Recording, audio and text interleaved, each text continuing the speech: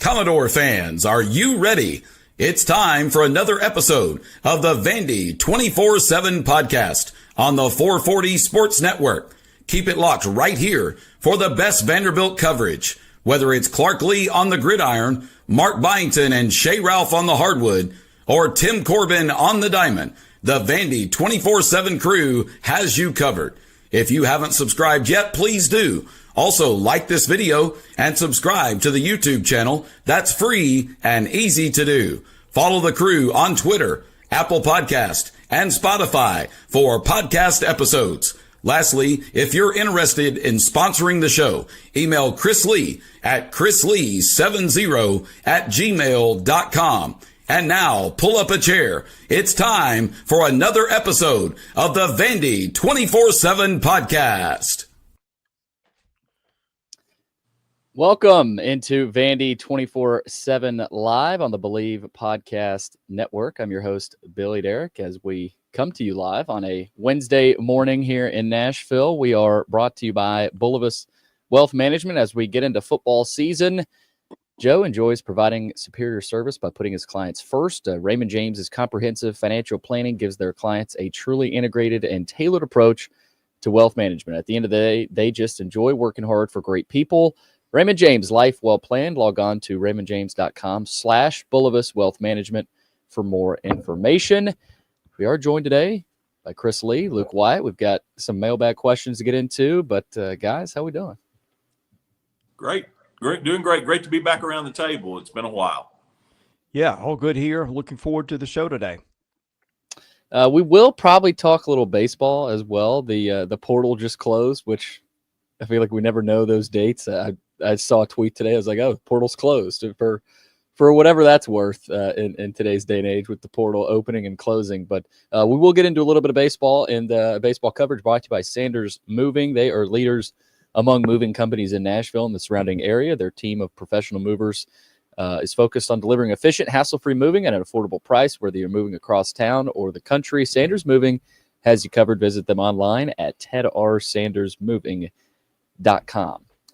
Guys, I want to start with, obviously we got a couple football notes to get to. Vanderbilt got a commit from three-star offensive tackle Trip Skews, commits to Vandy over Colorado, Texas Tech, and North Carolina. And I was talking to Robbie over the phone the other day, and guys, he said that's the first tackle commit Vanderbilt's gotten in about 2 years, which I wasn't surprised to hear. You know, they've gotten some interior guys that this is just their second offensive lineman they've picked up in this class.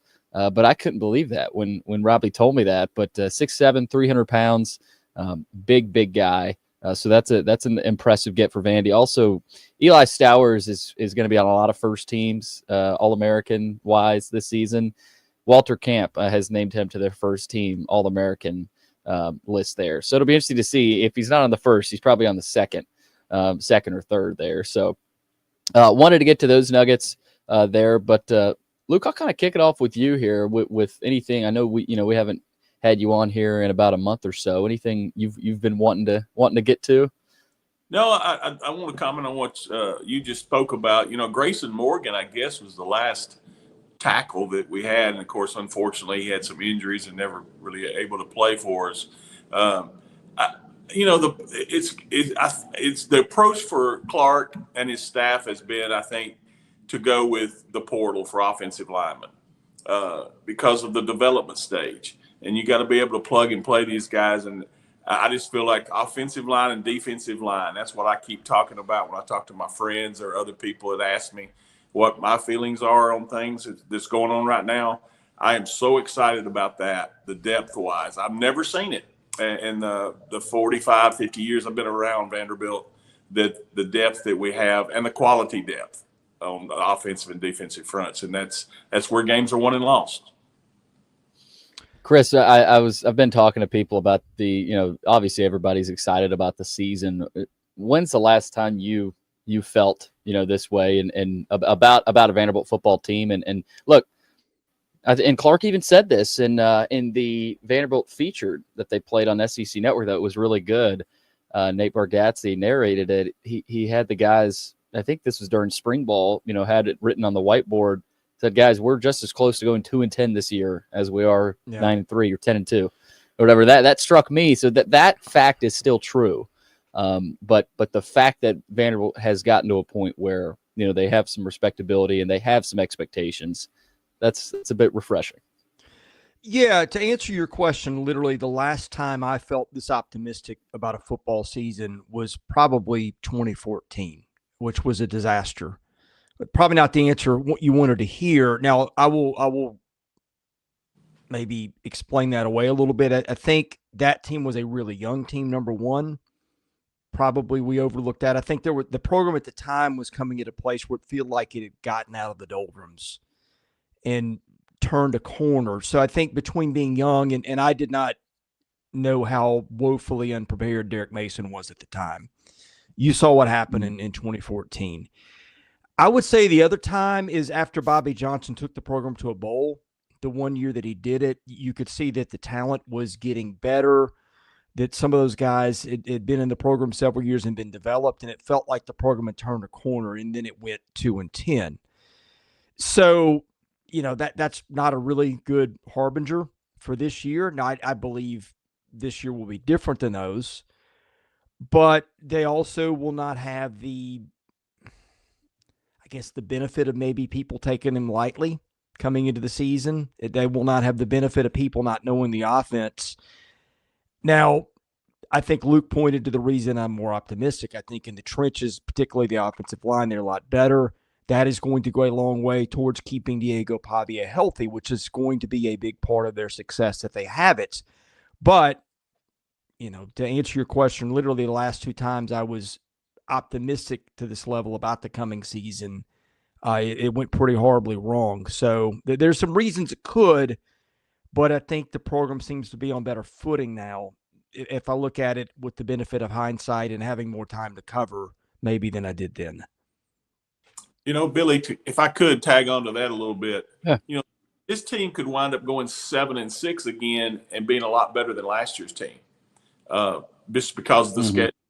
You look at the schedule, and like Clark said, you could see where we could have gone 4-8 last year, but you can also see where we could have gone 10-2. It usually comes down to one or two plays or a turnover here or there, and that's the way it's going to be this year. And moving forward, it's going to be that way. Luke, I have a footnote to that. I was looking at Phil Steele this week, who I don't ever remember him having a high opinion of a Vanderbilt team that I remember. And Phil is usually, he's a little proud of his predictions, maybe too much at times, but he's also pretty good at what he does. Sure. And I looked, and he's got his 9 sets of power rankings, and you have to, it takes forever to go through and figure out what those all mean. But once I got there, one of them talked about he has just power ratings like, let's make these irrespective of the schedules. How good do I think this team is? He had them 38th nationally out of 134 teams. I don't ever remember Vanderbilt being that high. Now, the Franklin years might have been different. I'd have to go back and look. Number one. But number two, he then did another series of rankings. Basically, this is where I think they'll be after the season in terms of factoring wins and losses and how would you rank them on that. He did not have them in their top 60. I think that illustrates your point pretty well. Right. Yeah, and he also has a good experience rating, and this is just calculating that starters coming back basically, but he also factors in some other stuff in there. Vanderbilt's number one, I want to say, in the SEC in terms of I think players remaining. Nationally, maybe. Yeah, they might even be nationally. Yeah, so that's got to count for something. Now again, you've got to stay healthy. Yeah, and I still look into okay, what was hampering Pavia last year. And, you cannot have that again this year. Can they weather that same storm they weathered last year is something that I'm curious of, Luke. And Jordan White has been highly touted by Steele, by a lot of other people as one of the better centers in the country, really. So that's a good start there. You've got some other offensive linemen. Bryce Henderson is another guy that has been touted. So there's going to be some pressure on that offensive line to perform. But something that was interesting to me, guys, is they really invested into the offensive line, as opposed to, not saying they didn't bring in receivers. You know, they brought in Trent Hudson, you bring in Trey Richardson from the JUCO ranks. To me, I've started to believe that was the right thing to do, because your offense is built around Diego Pavia and the running game. In reality, it's not built around getting it out to your receivers.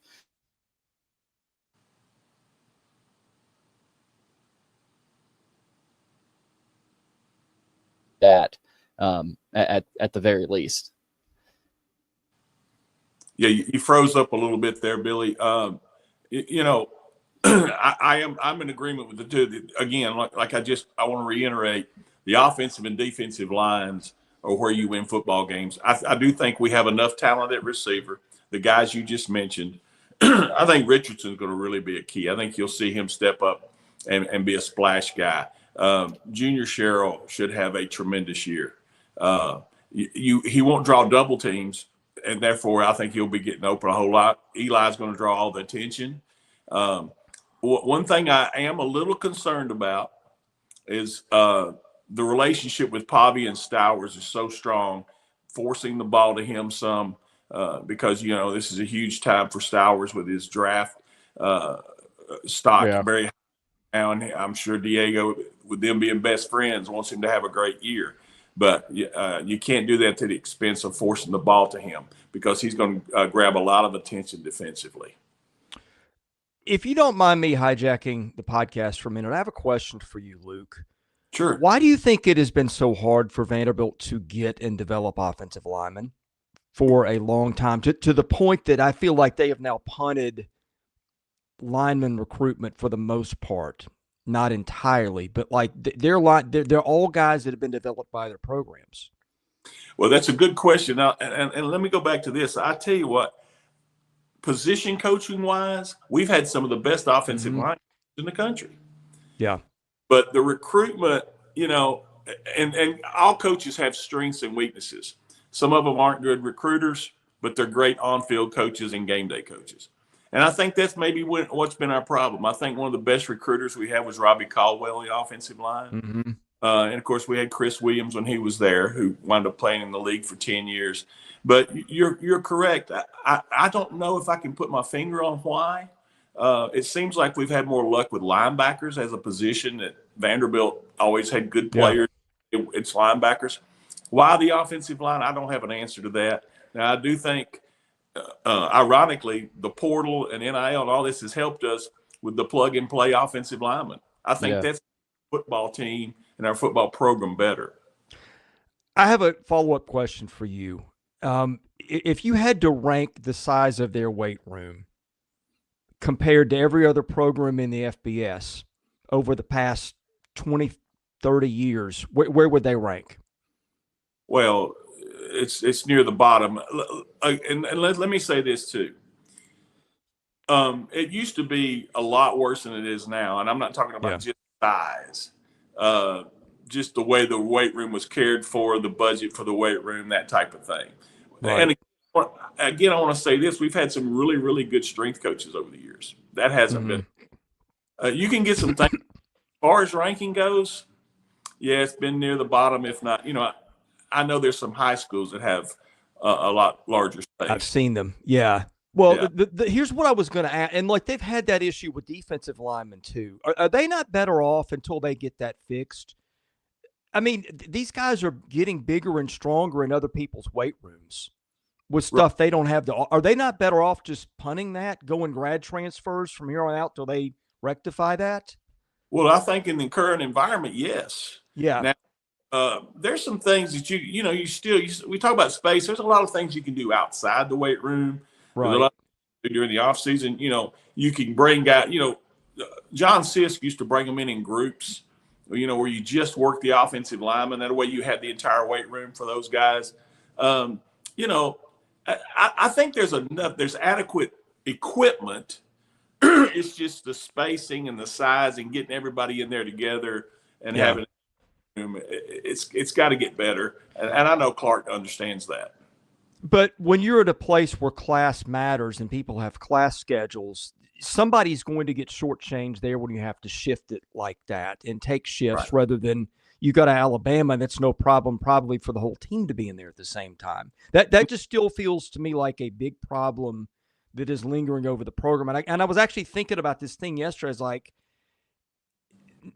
how they have not been able to develop linemen and how their whole line issue that's starting is old. And I'm like, well, maybe it's no wonder these guys are getting bigger and stronger and somewhere else and doing that time and putting in that work before they get here. And are they not better off getting a finished product until they can close or eliminate some of those gaps? Right. Now, let me go back to one other thing, and this is to your point. A lot of the strength coaches in the past, because of class scheduling, you would come in and you'd only have, let's say you wanted to work the offensive line only in a group. Well, you may have 5 that could be there and 5 that couldn't be. So you had 2 groups. That hurts the morale and the motivation of the guys. You got to have guys in there excited about lifting. You can't just walk in there and go through the motions.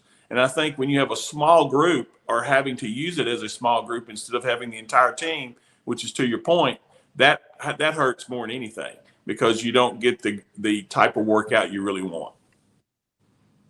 That's interesting, and that's a topic that I'm sure has been discussed, Chris, and we've talked about it. But that inside detail of the weight room, you can't forget about that. But we'll talk plenty more football leading up to the season. Obviously, with media days coming up just here in a couple of weeks. I know I'll be down there, Chris. I would guess you'd be down.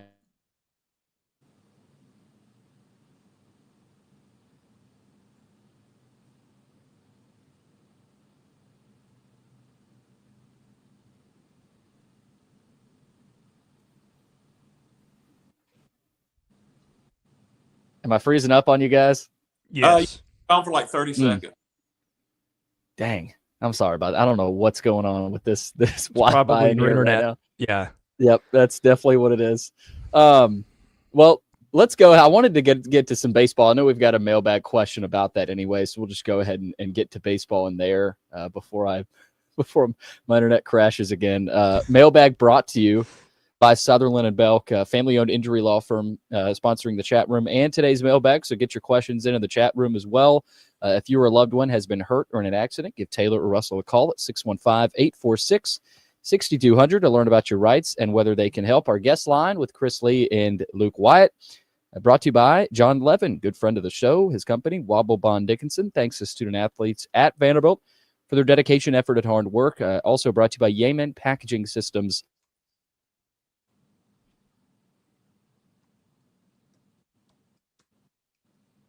Chris, can you hear me? Internet.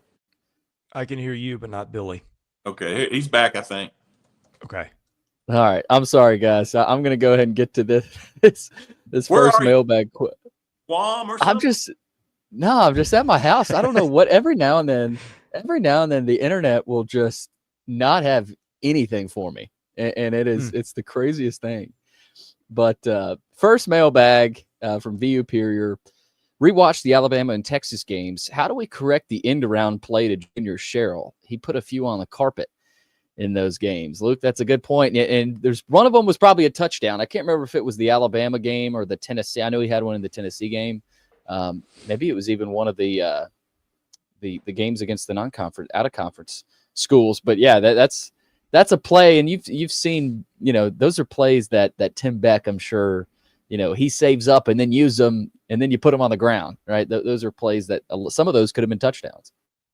Well, it's funny. The end-around play is famous, and for the older Vanderbilt fans, they'll remember Barry Burton back in the 70s, the Peach Bowl team, and we ran the veer back then, which is similar to what we do now.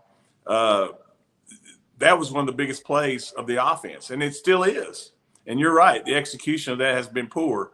That can change, though. It's just repetition. That's all it is, just repping it over and over again. And I think they've got a couple more kids that can get involved with that to make that a very effective play. Do the thing for the movie where they make him carry the ball around campus and have the coaches try to knock it out of his hand on the way to class. That'll solve it. Yeah. Let's see here. Poor Vandy fan, 615. Here's the baseball question. We know they've been busy. Rate the incoming portal transfer class by Coach Corbin and company for next season. Which of the highly rated freshman recruits are most likely to make it through the draft to campus? in the fall. Chris, you got Mac Whitcomb from Tennessee Tech, a pickup that I really like. I think a lot of people really like. You're hearing that he'll play some catcher but most likely DH, has a close relationship with Colin Barr.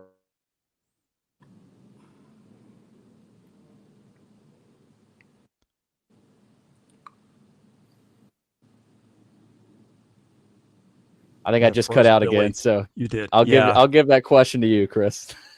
I really like their class. It's not big. It's not ranked pretty highly on 64 Analytics, which is the one that does it. But some of that is volume. I think the hitters they got, I think the Johnstone brothers are really good. Whitcomb was the OVC Player of the Year. Jensen was really coming on between the summer ball and his early play at Cornell before he got hurt. Ivy League transfers have worked out really well in the SEC so far for several other programs. They've only got one pitcher. That's Jacob Faulkner, who I think has got an arm angle that's going to be tricky. That adds another dimension to what they're doing. By the way, interestingly enough, I think you're seeing Tennessee kind of copy that a little bit, maybe after having some issues with Fennell. They landed a couple of junk baller might be doing it injustice there, but a couple of guys that were more arm angle, rubber-armed guys more than velocity. So I think some other teams have caught on to what they're doing. I think they will still maybe try to land another bat or two in the portal. I'm hearing that pitching isn't as big a priority.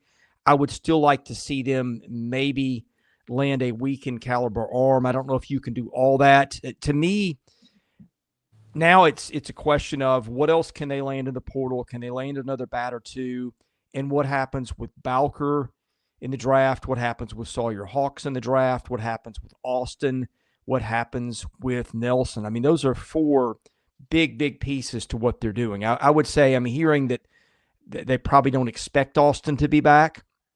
That would probably surprise me too. I think his draft stock is not tanked as much as you would think with the season he's had. I think teams love the athleticism and figure that they can maybe coach the hitting back to where it was. So to me, Nelson is going to be a big one to watch. Cody Bowker is going to be a big one to watch. I think if Bowker comes back, he could be an ace potentially. The stuff is really good. Yeah. Give him a couple more miles an hour on the fastball, some strength and some stamina. So that'll be an interesting bet. Will a pro team take him? I saw him listed, I think, at 90 yesterday in the Athletics ranking of players for the draft. That's higher than I'd seen. I've been hearing more like 5th to 7th round for Cody Bowker. I think it depends. Is there a team out there that sees him as, okay, we can do this work with him and make him into what I think he could be a year from now? Or do they judge him as is? And I think that is going to be really important because I think if they get Bowker back, I love the spot that their pitching is in. But and I still like it even so. Hawks will be another big one. But, yeah, I like the way their roster is right now. In terms of guys coming in, I think it's going to be tough for them to get DeBrun and Gamble through the draft. I think the same thing with Seth Hernandez. I've already just considered him gone. Gamble is the one I'm a little bit more thinking might be likely of those guys to get through just based on some things I've heard. I would still bet against all of them, but, man, that's a lot of pieces, man. That's a lot of big pieces that we discussed here. So I think to me, how this breaks between now and the signing deadline and the end of the portal, the end of whenever the last day you can transfer, that's a lot of variability there for this roster next year. It is. And I pointed to this year publicly that I thought this would be the next chance at Omaha is this team coming up, not the one we just had where we were number one and we failed in the regional. I'm excited about the law firm of Johnston, and Johnson. I'm excited about those three guys. You're exactly right about the pitching. If Bowker comes back, to me, your rotation would be Bowker, Austin Nye, and Connor Fennell. That's not a bad weekend. I feel like Sawyer Hawks, if he makes it back, my goodness, we may have the best pitching staff in the league if both of those guys make it through the draft. I feel like the hitting's got to come around. The Jason King thing didn't work for whatever reason. I think Corbs knew that probably at midseason it wasn't going to work or maybe earlier. But I love Tony Mansolino coming in. I don't know if you guys have talked about that yet, but I am excited as heck about that. All right, excuse me. You're breaking news on the program. Esposito. Yeah. You do mean Jason, right, Luke? Yeah. Yeah. I was thinking about the guy that's Cleveland Indians Orioles. GM. Manager. Okay. Yeah. Yeah. Oh, yeah. Mansolino now is the Orioles manager. I'm guessing you knew that. Yeah. Really liked him when he was here. Oh, yeah. Great guy. Yes. Yeah, Esposito. That feels like something that you could be talking if they make Omaha, like you said, Luke. You'll be giving him credit, right, and giving the bats credit for what happened this year. So we'll talk more baseball. I'm trying to be short-lived here because I never know when my internet's going to go out. Let's see. Poor Vandy fan 615. No, that was actually the same. Just question. Pessimistic door. How much does the Camille Pierre decision affect the outlook of the season and preseason rankings? Guys, I did not see that coming. Well, I don't have any knowledge inside about it, but I can tell you I do watch the women play. I know we don't talk about it a lot on here, but Camille is an ultra-talented kid. But in my opinion, and I'm not trying to be critical because she's gone, but there was a maturity level that she needed to get to that she never got to. And I don't know whether I think you'll see her in the WNBA one day. I think she's, again, tons of talent, but there's some growing up to do. And I don't know reason why she was dismissed, if it was that or other reasons. I don't know, but it'll hurt the team. I think the question was how it will affect them. And outside the team, it will hurt, but I think it will bring this team closer together, knowing that, hey, here's supposedly the second best player on the team, and Shea was not going to put up with whatever it was she was bringing. I don't follow the women's program closely enough, but I do know that coaches don't kick people of her talent level off a team unless they're a cancer. Yep. Yeah, and she made her announcement that she's coming back on April 11th, and obviously Vanderbilt makes the announcement just a couple of days ago that she's been released from the team. So obviously something happened between April 11th and now, or maybe it was a continuation of things that continue to happen. So tough news for the women's team, but obviously they'll be okay this year. Magoogs with a good question.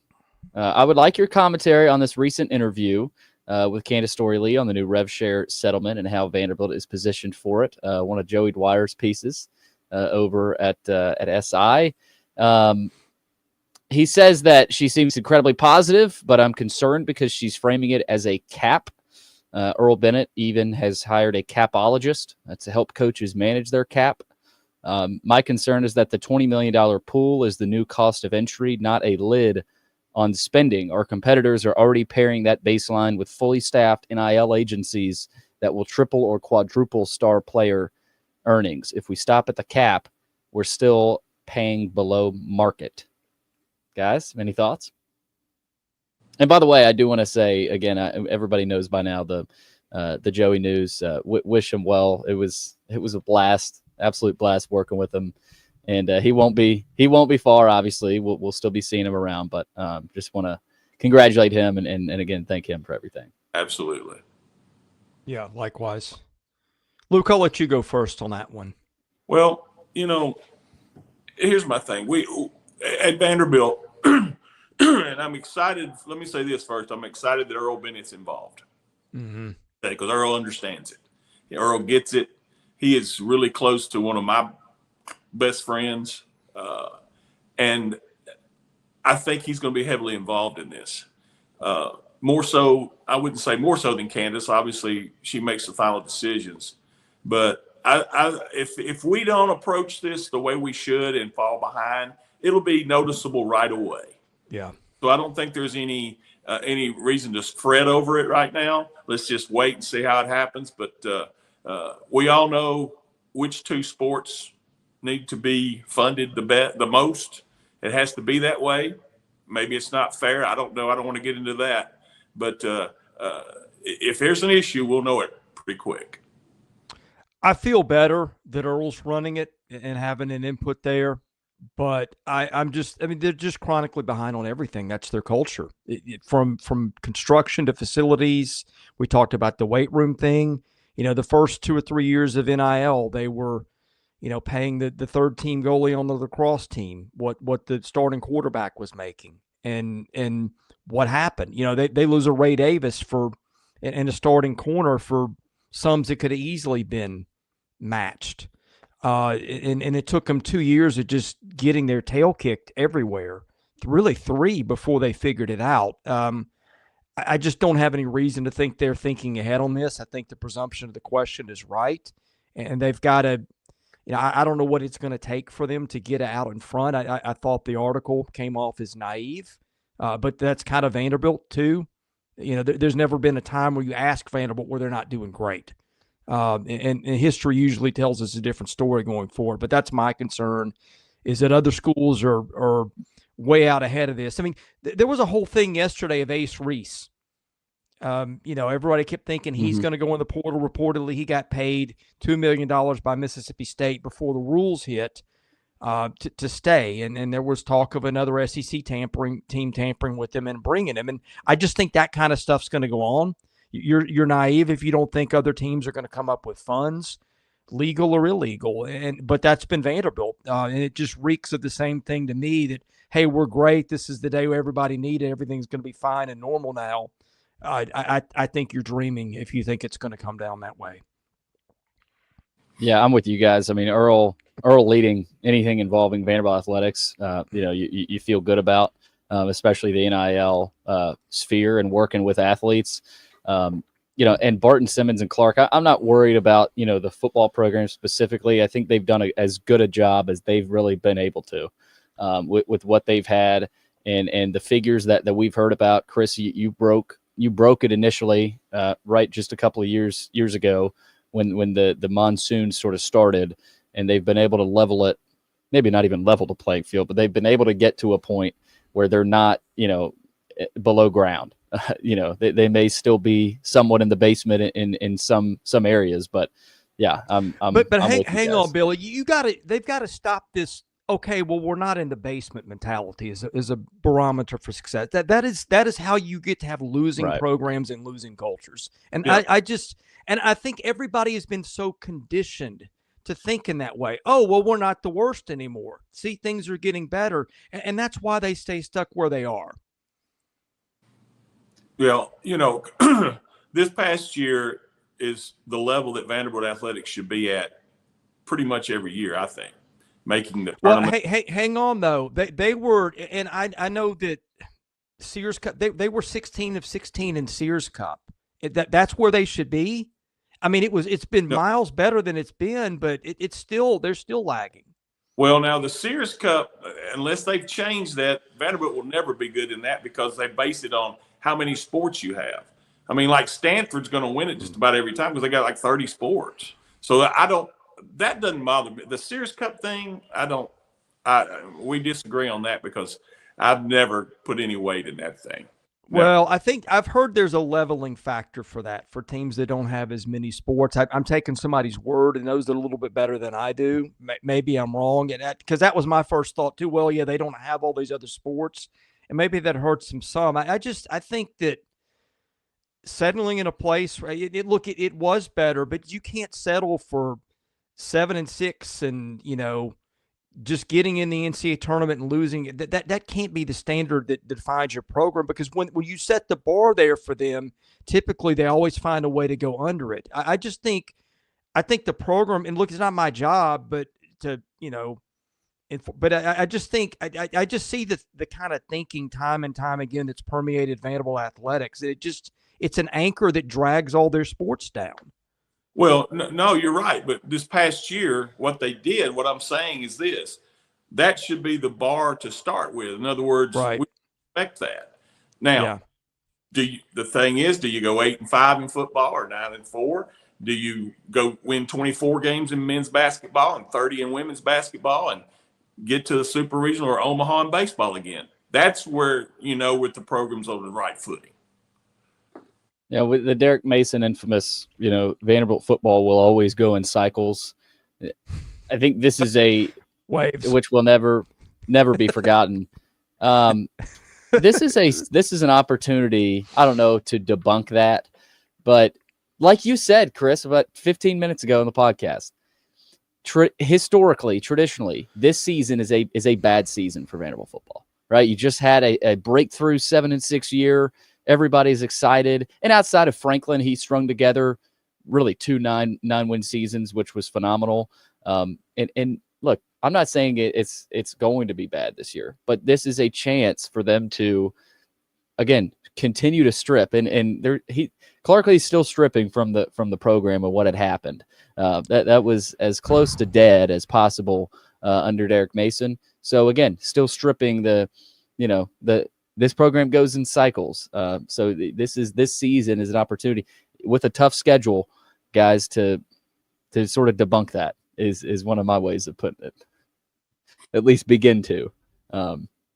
But either way, it's gonna be interesting to see what happens. Last thing here on the topic of football season, will the Vandy Sports Crew consider hosting a tailgate of sorts or watch party for the site members? We know you guys cover media for these events, but would be awesome to get this crew together before a football game or two next season. Luke and I were talking, Chris. I think that'd be a great idea. At some point, before football games, get a group together, maybe do some sort of a pregame show, and maybe a player or two over there. I think we could do that.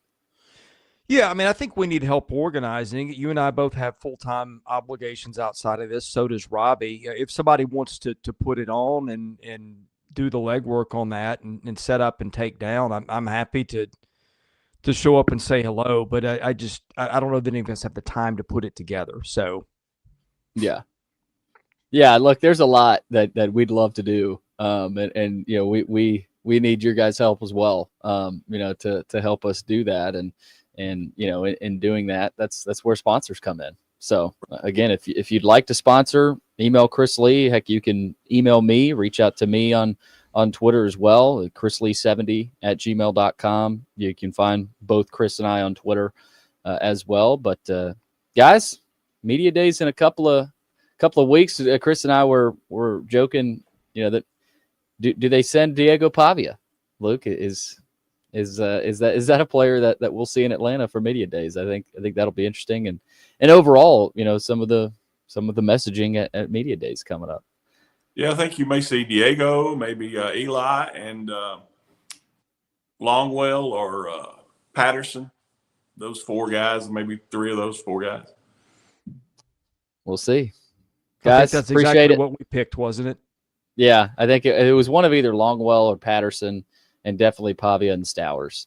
And I had said Fontenette also potentially too, but I know there's some coaches like to go older players there, but they've got some options. So to wrap it up, though, I do want to tell you guys that the podcast has always been free. We plan for it to stay that way. Give us a 5-star rating and a review. That helps us get noticed. If you're listening and haven't subscribed to Vandy247.com yet, please do. You can get the annual subscription, $7 a month for a year. You can get 30% off the first year, or the monthly, $1 for the first month, and then $12.99 a month. So those are the deals for Vandy247.com. That'll do it. For Chris Lee, for Luke Wyatt, you've been listening to another episode of Vandy 24/7 Live.